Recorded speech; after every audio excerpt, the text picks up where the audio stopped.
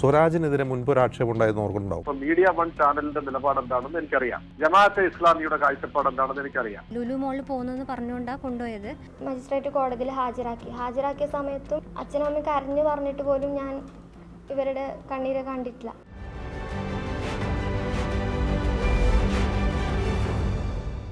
സ്വരാജിനെതിരെ media വണ്ണിൻ്റെ out of focus quotation. മുൻ മന്ത്രിയും CPM കേന്ദ്ര കമ്മിറ്റി അംഗവുമായ ഡോക്ടർ തോമസ് ഐസക് ഫേസ്ബുക്കിൽ പങ്കുവച്ച ഒരു വീഡിയോയുടെ തംബ്നെയിൽ ഇങ്ങനെയാണ്. ആ വീഡിയോയിൽ ആരോപിക്കുന്നത് എം സ്വരാജിനെതിരെ തെറ്റായ പരാമർശങ്ങൾ മീഡിയ വൺ നടത്തിയെന്നാണ്.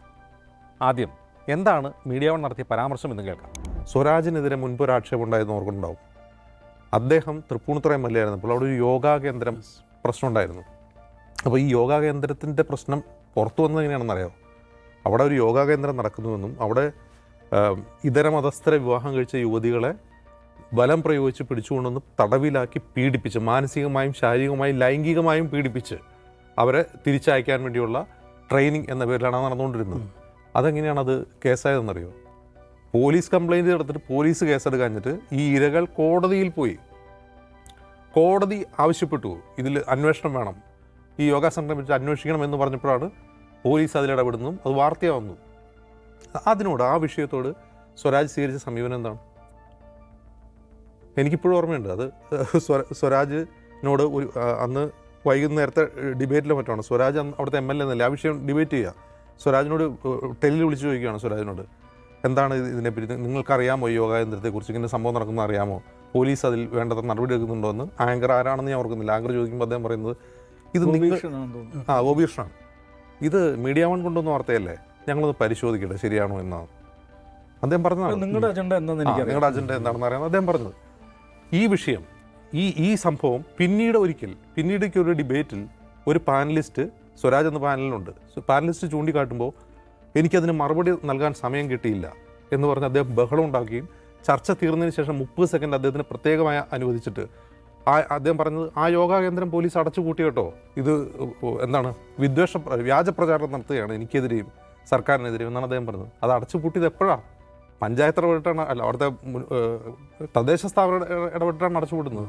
പോലീസ് അതിന് കൂട്ടുകയറി, അവർക്കെതിരെയുള്ള കേസ് വല്ലതും ഉണ്ട്. ഇപ്പോൾ കൊല്ലം എത്രയായി, 10 വർഷം മറ്റോ കഴിഞ്ഞു, ഒരു നടപടി ഉണ്ടായിട്ടില്ല അതിൽ. എന്ന് മാത്രവുമല്ല, അതിൻ്റെ പിന്നിൽ നടക്കുന്ന ആൾക്കാരൊക്കെ സ്വതന്ത്രരായിട്ട് വിഹരിക്കുന്നു. അവരതേ പണി തന്നെ ചെയ്തുകൊണ്ടിരിക്കുന്നു, അതേ പണി തന്നെ സംസ്ഥാനം ചെയ്തുകൊണ്ടിരിക്കുന്നു. അപ്പോൾ സ്വരാജ് ഇതിന് മറുപടി പറയാൻ ബാധ്യസ്ഥനാണ്. അദ്ദേഹത്തിൻ്റെ കോൺസ്റ്റിറ്റ്യുവൻസിലുണ്ടായിരുന്ന സംഭവത്തെക്കുറിച്ചാണത്. ഏത് ചോദ്യവുമായിട്ട് ബന്ധപ്പെട്ടതാണ്? അൻവർ ഉയർത്തിയ RSS പോലീസ് ബാന്ധവത്തെക്കുറിച്ചുള്ള ചോദ്യത്തെക്കുറിച്ചാണ്. അന്ന് തൃപ്പൂണിത്തുറയിൽ ഒരു യോഗാ കേന്ദ്രമായിരുന്നെങ്കിൽ ഇന്ന് അത് എവിടം വരെ എത്തി? പൂരം കലങ്ങുന്ന വരെ എത്തി. നിലമ്പൂർ ഉപതെരഞ്ഞെടുപ്പ് പ്രചാരണം ചൂടുപിടിച്ചു വരുമ്പോൾ യഥാർത്ഥത്തിൽ ആ തെരഞ്ഞെടുപ്പിൽ അജണ്ടയാവുന്നത് എന്താണ്, അജണ്ട ആവേണ്ടത് എന്താണ് എന്നാണ് ഔട്ട് ഓഫ് ഫോക്കസ് ചർച്ച ചെയ്തത്. PV അൻവർ ഉയർത്തിയ ആക്ഷേപങ്ങളിൽ സ്വരാജിനെ പോലെ മികച്ച ഒരു സ്ഥാനാർത്ഥിക്ക് മറുപടി പറയാൻ കഴിയൂ എന്ന് പറഞ്ഞതോടൊപ്പം സ്വരാജ് സവിശേഷമായി മറുപടി പറയേണ്ട ഒരു വിഷയമായി 2017 വിവാദമായ തൃപ്പൂണിത്തുറ യോഗാ സെൻറ്റർ കേസ് അതിൽ ചൂണ്ടിക്കാട്ടിയിരുന്നു. തൃപ്പൂണിത്തുറയ്ക്കടുത്തുള്ള കണ്ടനാട്ട് ഒരു യോഗാ സെൻറ്ററിൽ ഇതര മതസ്ഥരായ യുവാക്കളെ വിവാഹം ചെയ്ത ഹിന്ദു യുവതികളെ തടങ്കലിൽ വെച്ച് പീഡിപ്പിക്കുന്നു എന്ന വിവരം പുറത്തുവരുന്നത് 2017 സെപ്റ്റംബർ 24-നാണ്. ക്രിസ്ത്യൻ യുവാവിനെ വിവാഹം കഴിച്ച തൃശ്ശൂർ സ്വദേശിനിയായ ഒരു ആയുർവേദ ഡോക്ടർ കോടതിയെ സമീപിച്ചതോടെയാണ് ഈ വാർത്തയുടെ തുടക്കം. ആ വർഷം ജൂലൈ 30 മുതൽ 2 മാസത്തോളം തന്നെ യോഗാ സെൻറ്റർ നടത്തിപ്പുകാരായ മനോജ് ഗുരുജി എന്നയാളും 15ഓളം വരുന്ന ജീവനക്കാരും തടങ്കലിലാക്കി മർദ്ദിച്ചു എന്നായിരുന്നു അവരുടെ പരാതി. പോലീസ് കേസെടുക്കാതായതോടെ അവർ കോടതിയെ സമീപിക്കുകയായിരുന്നു. ലുലു മോളിൽ പോകുന്നെന്ന് പറഞ്ഞുകൊണ്ടാണ് കൊണ്ടുപോയത്. എന്നോട് പറയാണ്ടാണ് അവിടെ കൊണ്ടുപോകുന്നത്. പിന്നെ അവിടെ പോയിട്ട് ഫാമിലിക്ക് മൊത്തം കൗൺസിലിംഗ് ആണ് കാണുന്നത്. പിന്നെ കുറച്ച് കഴിയുമ്പം എനിക്ക് ഒറ്റക്കായി കൗൺസിലിംഗ്. എനിക്ക് ഒറ്റയ്ക്ക് കൗൺസിലിംഗ് ചെയ്യുമ്പോൾ അവർ പിന്നെ ഭീഷണിയാണ്, വേറെ മതത്തിലുള്ള ആളെ കൂടെ ജീവിക്കുമെങ്കിൽ നിങ്ങൾ കൊല്ലും, അങ്ങനെയാണ് അവർ പറയുന്നത്. പിന്നെ ഫുൾ ഭീഷണിയാണ്. അപ്പോൾ എതിർക്കാൻ നമ്മൾ ശ്രമിക്കുമ്പോൾ അവർ നമ്മളെ കെട്ടിയിട്ട് തല്ലുന്നുണ്ട്. പിന്നെ ഉറക്കെ കരാൻ ശ്രമിച്ചാൽ അവർ മ്യൂസിക് ഇടും. അവിടെ 65ഓളം പിള്ളേർ ഞാൻ പോകുമ്പോൾ ഉണ്ട്. അവരൊക്കെ ഇങ്ങനെ വേറെ മതത്തിലുള്ള ആൾക്കാരെ കൂടെ ജീവിക്കുന്നവരെ പിടിച്ചു കൊണ്ടിട്ടിട്ടല്ലേ.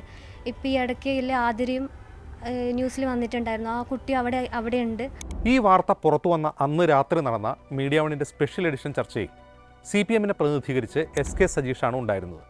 എന്നാൽ അന്ന് സ്ഥലം MLA ആയ M സ്വരാജിനെ ടെലിഫോണിൽ വിളിച്ച് സംഭവത്തെക്കുറിച്ച് പ്രതികരണം തേടി. അദ്ദേഹത്തിൻ്റെ പ്രതികരണം ഇതായിരുന്നു. ഈ വാർത്ത നിങ്ങളിപ്പോൾ പുറത്തുവിട്ട വാർത്തയാണെന്നാണ് ഞാൻ മനസ്സിലാക്കുന്നത്.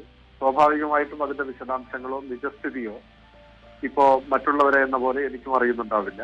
ലഭ്യമായ വാർത്തയുടെ അടിസ്ഥാനത്തിൽ പ്രതികരിക്കാൻ മാത്രമേ ഇപ്പോൾ നിർവാഹമുള്ളൂ. നിങ്ങൾ പറഞ്ഞതനുസരിച്ചാണെങ്കിൽ പോലീസിൽ പരാതി കൊടുത്തിട്ടുണ്ട്.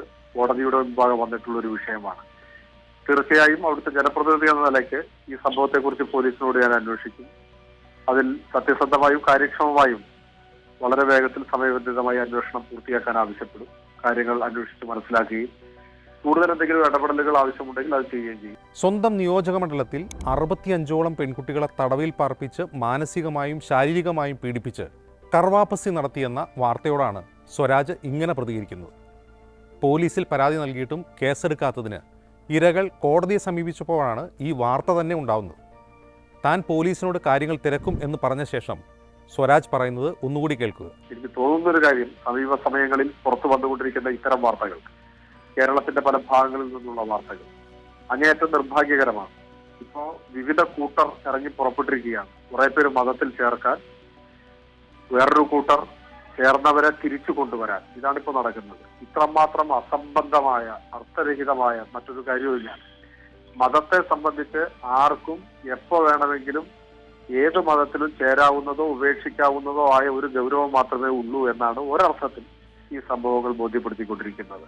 ശ്രീ എം സ്വരാജ്, ഞാൻ ഉദ്ദേശിക്കുന്നത് താങ്കൾ പറഞ്ഞതുപോലെ ഇതിന് പിന്നിൽ നിക്ഷിപ്ത താല്പര്യങ്ങൾ, ഏതെങ്കിലും മതത്തേക്ക് ആളെ കൂട്ടാനോ അവരുടെ ആളുകളായി നിർത്താനോ എല്ലാമുള്ള ശ്രമങ്ങളുടെ ഭാഗമായി ഇതിനെ കാണുക എന്ന അർത്ഥത്തിലല്ല ഞാൻ അതിനെ പറഞ്ഞത്. ഞാൻ പറഞ്ഞത് ഒരു വ്യക്തി സ്വാതന്ത്ര്യത്തെക്കുറിച്ചും ഭരണഘടന ഉറപ്പ് നൽകുന്ന, ഞാൻ ആവർത്തിക്കുന്ന അടിവരയിട്ട്, ഭരണഘടന ഉറപ്പ് നൽകുന്ന വ്യക്തി സ്വാതന്ത്ര്യത്തെക്കുറിച്ചും വിശ്വസിക്കുന്ന, ഇഷ്ടമുള്ള മതത്തിൽ വിശ്വസിക്കാനും അത് പ്രചരിപ്പിക്കാനും ഭരണഘടന ഉറപ്പ് നൽകുന്ന ആ സംരക്ഷണം അത് നടപ്പാക്കാനുള്ള ഉത്തരവാദിത്വം ഭരണകൂടങ്ങൾക്കില്ലേ എന്ന അർത്ഥത്തിലാണ്. അല്ല, അതിരിക്കട്ടെ, നിങ്ങളുടെ വ്യക്തിപരമായ അഭിപ്രായത്തെ കുറിച്ച് എനിക്കറിയില്ല. ഇപ്പൊ മീഡിയ വൺ ചാനലിന്റെ നിലപാട് എന്താണെന്ന് എനിക്കറിയാം. ജമാഅത്തെ ഇസ്ലാമിയുടെ കാഴ്ചപ്പാട് എന്താണെന്ന് എനിക്കറിയാം. RSSന്റെ കാഴ്ചപ്പാട് എന്താണ് എന്നും എനിക്കറിയാം. ഇത്തരം കാഴ്ചപ്പാടുകളോടും അഭിപ്രായങ്ങളോടുമുള്ള എന്റെ സുവ്യക്തമായ നിലപാടാണ് ഞാൻ പറഞ്ഞിട്ടുള്ളത്. നമ്മുടെ നാട്ടിൽ ഭരണഘടന ഉറപ്പു നൽകുന്ന മൗലികാവകാശം എന്നൊക്കെ പറയുന്നത് അവനവന്റെ താല്പര്യം വരുമ്പോൾ എടുത്ത് വ്യാഖ്യാനിക്കുകയാണ് എല്ലാവരും. ഇതൊക്കെ എല്ലായിടത്തും സംഭവിക്കുന്നതാണ്. പ്രശ്നം എന്താണ്? വളരെ നഗ്നമായി നമ്മുടെ മുൻപിൽ നടക്കുന്നു. മതത്തെ ഒരു മറയായി സ്വീകരിച്ചുകൊണ്ടുള്ള പല വിധത്തിലുള്ള ഏർപ്പാടുകളും നമ്മുടെ നാട്ടിൽ നടക്കുന്നുണ്ട്. മതം മാറ്റാനും തിരിച്ചു മാറ്റാനും ഒക്കെ ആയിട്ട് കുറെ ആളുകൾ ഇറങ്ങി പുറപ്പെട്ടിരിക്കുകയാണ്. നമ്മുടെ നാടിനെ സംഘർഷപൂരിതമാക്കാനേ ഇതൊക്കെ ഉപകരിക്കുകയുള്ളൂ.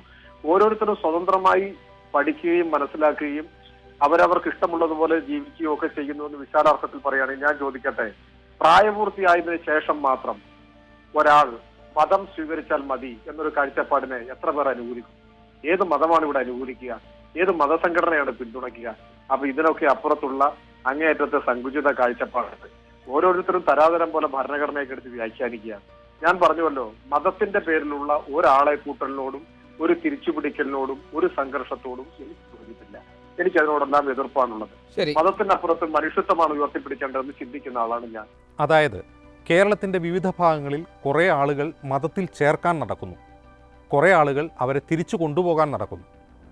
ആരാണ് മതത്തിൽ ചേർക്കാൻ നടക്കുന്ന ആളുകൾ? അത് സ്വരാജ് പറയുന്നില്ല. കുറേ ആളുകൾ മതത്തിൽ ചേർക്കാൻ നടക്കുന്നു എന്ന പ്രചാരണത്തിന് മറ്റൊരു സോഷ്യോ പൊളിറ്റിക്കൽ കോണ്ടെക്സ്റ്റ് കൂടിയുണ്ട്. സംഘപരിവാർ ഇന്ത്യ മുഴുവൻ പ്രചരിപ്പിച്ച ലവ് ജിഹാദ് കത്തി നിൽക്കുന്ന സമയം കൂടിയാണത്. ലവ് ജിഹാദ് പ്രചാരണത്തെ തുടർന്ന് ഹാദിയ എന്ന യുവതിക്ക് ഭർത്താവിനോടൊപ്പം ജീവിക്കാൻ നിയമ പോരാട്ടം നടത്തേണ്ടി വന്ന വർഷമാണിത് ഇതെന്നുകൂടി കാണും. ഹാദിയ വിഷയത്തിൽ സംഘപരിവാറിൻ്റെ പ്രധാന ആരോപണം ഹാദിയയെ ബലം പ്രയോഗിച്ച് മതം മാറ്റിയെന്നായിരുന്നു. ഈ വാർത്ത പുറത്തു വന്നതോടെ കൂടുതൽ പരാതികൾ പല സ്റ്റേഷനുകളിലും ഉണ്ടായി. കണ്ണൂർ സ്വദേശികളായ ശ്രുതി അനീസ് ദമ്പതികളുടെ കേസ് മറ്റൊരു ഉദാഹരണം. ഇവരുടെ പരാതി പോലീസ് വേണ്ട രീതിയിൽ രേഖപ്പെടുത്തുക പോലും ചെയ്തില്ലെന്ന് ചൂണ്ടിക്കാട്ടി അവർക്ക് ഹൈക്കോടതിയെ സമീപിക്കേണ്ടി വന്നു. ആന്ധ്ര സ്വദേശിയായ ഒരു യുവതിയുടെ കഥ അതിലും വിചിത്രമായിരുന്നു. I want to marry a Christian guy, so my father has taken me there and they have done house arrest from me for 1.5 months. I was forcefully married to a Hindu guy from when I want to come out from the yoga institute, they have told me I have to marry a Hindu guy, so I was married to a Hindu guy, which is against my wish.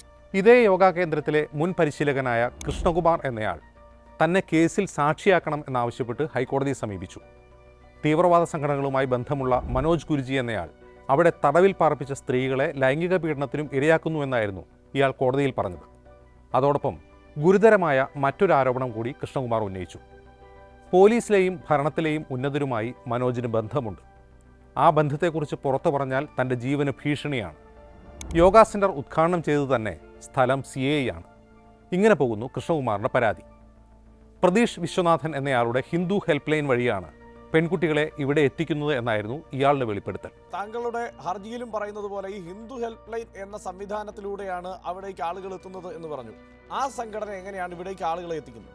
അതെ, ഈ പ്രസ്തുത സംഘടനയിലൂടെയാണ്, ഞാൻ എന്റെ ഹർജിയിൽ സൂചിപ്പിച്ചിരിക്കുന്നത് പോലെ തന്നെ പ്രസ്തുത സംഘടനയിലൂടെയാണ് ആളുകളെ ഈ യോഗ സെന്ററിലേക്ക് എത്തിക്കുന്നത്. ഈ സംഘടന വഴിയാണ് സ്വാഭാവികമായും ആളുകളെ, കുട്ടികളെയും ഈ സംഘടനയിലേക്ക് കൗൺസിലിങ്ങിന് എന്ന രീതിയിലെ എത്തിച്ചിരുന്നത്. പക്ഷേ ഇതിൽ നമ്മൾ മനസ്സിലാക്കേണ്ട ഒരു കാര്യം, ബഹുഭൂരിപക്ഷം വരുന്ന മാതാപിതാക്കൾക്കും ഇതിന്റെ അകത്ത് സംഭവിക്കുന്ന കാര്യങ്ങളെ കുറിച്ച് അറിവില്ല. മനോജിന്റെ നാടായ പെരുമ്പളത്തും മീഡിയ വൺ അന്വേഷണം നടത്തി. നാട്ടുകാർക്കും പ്രതിയെക്കുറിച്ച് പറയാനുള്ളത് ഒരേ കഥ തന്നെ. ഞങ്ങൾ പരിശോധിച്ചപ്പോൾ ഞങ്ങൾക്ക് മനസ്സിലാക്കാൻ സാധിച്ചത് ഈ ഒറ്റപ്പെട്ട് മറ്റ് കുട്ടികളോടൊന്നും അല്ലെങ്കിൽ യുവജനങ്ങളോടൊന്നും അധികം അടുപ്പം കാണിക്കാത്ത കുറേ ചെറുപ്പക്കാരെ കണ്ടുപിടിച്ചിട്ട് അവരെ അങ്ങോട്ട് യോഗ എന്ന പേരിൽ യോഗ പരിശീലിപ്പിക്കാമെന്ന് പറഞ്ഞുകൊണ്ടാണ് അവർ കൂട്ടിക്കൊണ്ടുപോയിക്കൊണ്ടിരുന്നത്. അങ്ങനെ യോഗ പരിശീലനം എന്ന് പറഞ്ഞുകൊണ്ട് ഈ പരിപാടി നടത്തിക്കൊണ്ട് ഇപ്പോൾ ഞങ്ങളത് അന്വേഷിച്ചപ്പോൾ ഞങ്ങൾക്ക് മനസ്സിലാക്കിയത് ഇത് RSSൻ്റെയും അതുപോലെ തന്നെ വിശ്വവിദ്യാപക്ഷത്തിൻ്റെയൊക്കെ ഒരു റിക്രൂട്ട്മെൻറ്റ് ഏജൻ്റായിട്ട് പ്രവർത്തിക്കുന്നതായിട്ടാണ് ഞങ്ങൾക്ക് മനസ്സിലായത്. മീഡിയ വൺ വാർത്ത പുറത്തുവിട്ട് 11ാമത്തെ ദിവസം യോഗാ കേന്ദ്രം നടത്തിപ്പുകാരൻ മനോജ് ഗുരുജി മുൻകൂർ ജാമ്യാപേക്ഷയുമായി ഹൈക്കോടതിയെ സമീപിച്ചു. സർക്കാർ അഭിഭാഷകൻ ജാമ്യാപേക്ഷയെ എതിർത്തില്ലെന്ന് മാത്രമല്ല, കോടതി തന്നെ ആവശ്യപ്പെട്ടിട്ടും പോലീസ് കേസെടുത്തിരുന്നുമില്ല. ഇത്രയുമായതോടെ അന്നത്തെ CPM സംസ്ഥാന സെക്രട്ടറി കോടിയേരി ബാലകൃഷ്ണൻ നടത്തിയ ഒരു വാർത്താ സമ്മേളനത്തിൽ ഇതേക്കുറിച്ച് മാധ്യമങ്ങളുടെ ചോദ്യമുയർന്നു. പുറത്തു വന്നിരിക്കുന്ന വാർത്ത ഗൗരവമുള്ളതാണ്. അതിൻ്റെ ആവശ്യമായിട്ടുള്ള നടപടി ഗവൺമെൻറ് സ്വീകരിക്കണം. അതിലാരെയും സംരക്ഷിക്കേണ്ട കാര്യം ഗവൺമെൻറ്റിനില്ല. ഇതുമായി ബന്ധപ്പെട്ട് ആരോപണ വിധേയനായിട്ടുള്ളവർ അവരെല്ലാം തന്നെ ഗവൺമെൻറ് പരിശോധനയ്ക്ക് വിധേയമാക്കണം. മുൻവിധിയില്ലാതെ അതിൻ്റെ എല്ലാ വസ്തുതകളും കണ്ടെത്തണം. ആ തരത്തിൽ അന്വേഷണം നടത്തണം. ഇത്തരത്തിലുള്ള നിയമവിരുദ്ധ പ്രവർത്തനങ്ങൾ ഒന്നിൻ്റെ പേരിൽ, യോഗേൻ്റെ പേരിലായാൽ മറ്റെന്തിൻ്റെ പേരിലായാൽ അനുവദിക്കാൻ പാടില്ല. അത് വെച്ചിട്ട് അന്വേഷണം നടത്തി നടപടി സ്വീകരിക്കണം.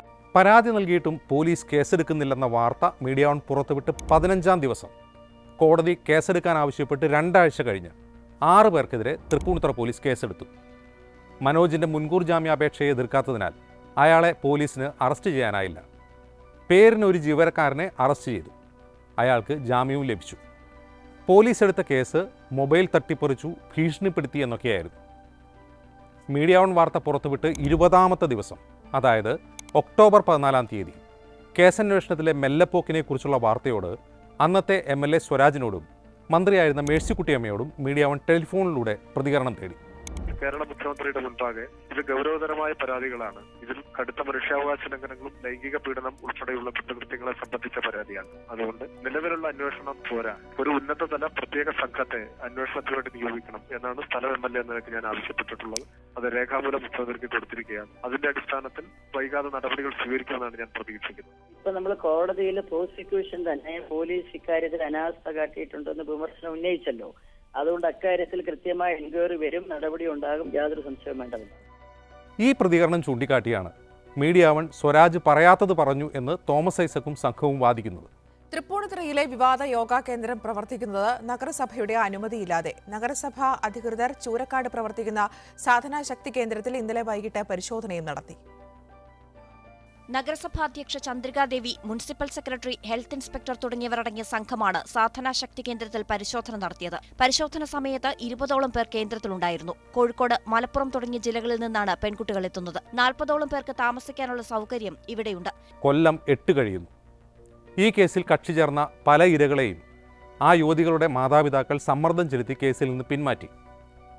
ക്രിസ്ത്യൻ യുവാവിനെ വിവാഹം കഴിച്ചതിന് പീഡിപ്പിക്കപ്പെട്ട തൃശൂർ സ്വദേശിയായ ആയുർവേദ ഡോക്ടറുടെ പരാതിയിലുള്ള കേസ് മാത്രമാണ് ഇപ്പോൾ കോടതിയിലുള്ളത്. ഈ സംഭവങ്ങളൊക്കെ നടന്നത് UP-യിലോ മധ്യപ്രദേശിലോ ഗുജറാത്തിലോ ഒന്നുമല്ല. CPM ഭരിക്കുന്ന, പിണറായി വിജയൻ ഭരിക്കുന്ന M സ്വരാജ് MLA ആയിരുന്ന തൃപ്പൂണിത്തുറയിലാണ്. തൃപ്പൂണിത്തുറയിൽ 2021 മത്സരിച്ച് തോറ്റതിന് ശേഷം നിലമ്പൂരിൽ മത്സരത്തിനെത്തുമ്പോൾ 2017 ജൂലൈ 24 ഈ വിഷയത്തിൽ സ്വരാജിനുണ്ടായിരുന്ന നിലപാട് തന്നെയാണോ ഇപ്പോഴും സ്വരാജിനുള്ളത് എന്ന ചോദ്യമാണ് ഔട്ട് ഓഫ് ഫോക്കസ് ഉന്നയിച്ചത്. കേരളത്തിൽ ആളുകളെ മതം മാറ്റുന്നു എന്ന ആരോപണം ഹിന്ദുത്വ സംഘടനകളുടേതാണ്. സ്വരാജ് ഉന്നയിച്ച ആരോപണം ശരിയാണോ എന്നതിന് മറുപടി ഇതേ യോഗാ കേന്ദ്രത്തിൽ തടവുകാരിയായിരുന്ന ആതിര എന്ന യുവതി പിന്നീട് വാർത്താസമ്മേളനം നടത്തി നൽകുകയുണ്ടായി. ഒരുപാട് ആളുകൾ ഈ വിദേശത്തൊക്കെ ഇപ്പോൾ ഈ മതമാനത്തിൽ ഒരുപാട് ആളുകൾ വിദേശത്ത് ചെറിയയിലൊക്കെ ആയിട്ട് പോയിട്ടുണ്ട്. അത്തരം കാര്യങ്ങളെ കുറിച്ചൊക്കെ ഏതെങ്കിലും ക്ലാസ്സുകളിലൊക്കെ പറയാനുണ്ടായിരുന്നു? ശരിക്കും എന്നോട് ഇങ്ങനെ അതായത് ഇങ്ങനെ നാട് വിട്ട് പോകണം അങ്ങനത്തെ കാര്യങ്ങളൊന്നും പറഞ്ഞിട്ടില്ല ഇവരാരും തന്നെ. ഈ സത്യസന്ധയിൽ എപ്പോഴെങ്കിലും പോയിട്ടുണ്ടോ? ഇല്ല, സത്യസന്ധ പോയിട്ടില്ല.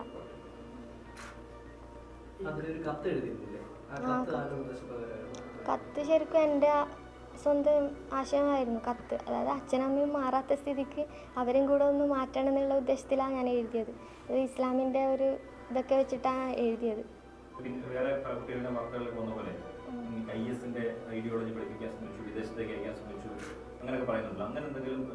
ഇല്ല, എന്നോട് അങ്ങനത്തെ കാര്യങ്ങളൊന്നും സംസാരിച്ചിട്ടില്ല. മജിസ്ട്രേറ്റ് കോടതിയിൽ ഹാജരാക്കിയ സമയത്തും പിന്നെ അച്ഛനമ്മ കരഞ്ഞു പറഞ്ഞിട്ട് പോലും ഞാൻ ഇവരുടെ കണ്ണീരെ കണ്ടിട്ടില്ല.